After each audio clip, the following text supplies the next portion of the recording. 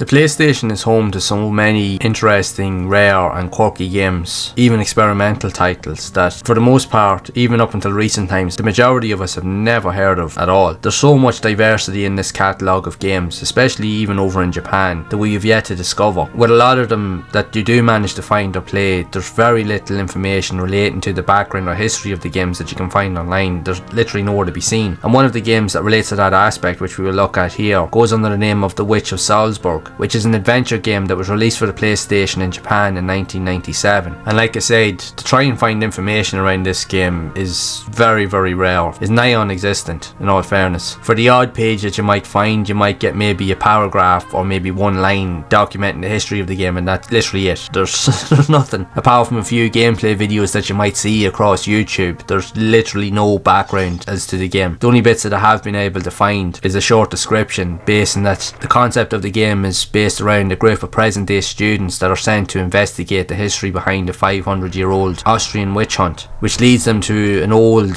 mansion or castle that's huge and vast in size that you will end up exploring, and you will have lots of dialogue to contend with, because the game at different intervals you will end up meeting with different characters to discuss certain narratives. Now, with the game essentially being in Japanese, it can be a struggle to figure out what's really going on, but when you do go into the explorative sections of the game, you will control one of the characters and you'll find yourself roaming around pre-rendered environments very similar to classic Resident Evil games that utilises fixed camera perspectives. Now, the characters themselves are in full 3D, although they wouldn't have the same level of detail of games like Resident Evil, and there's not really much in terms of like combat. It's more exploration more than anything else, but the environments really suit the gameplay style because it's in an old Victorian style gothic castle and its surroundings. You end up going into likes of old churches, old buildings, old log cabins, even old derelict rundown barns and other buildings that are literally falling apart around you. And really what you're doing is you're just finding items of interest to try and understand the lore behind the history of this castle and everything that happened within and over the 500 years that preceded it. So that's where the main concept of the story will take place, as there is a lot of exploration, there's a lot of puzzle solving, because you will need to find a lot of key items to access different areas that are usually always locked off, that you can't access until later in the game, which will require you to go through the many elements of the story. The pre-rendered backgrounds themselves, I have to admit, do look really well. If anything, it's definitely the game's highlight feature, and it does have an interesting presence and ambience around it that really suits it. While it's not a horror game as such per se, it does have elements that you could distinguish it in that category to a degree, as it does have a unique level of atmosphere that surrounds it.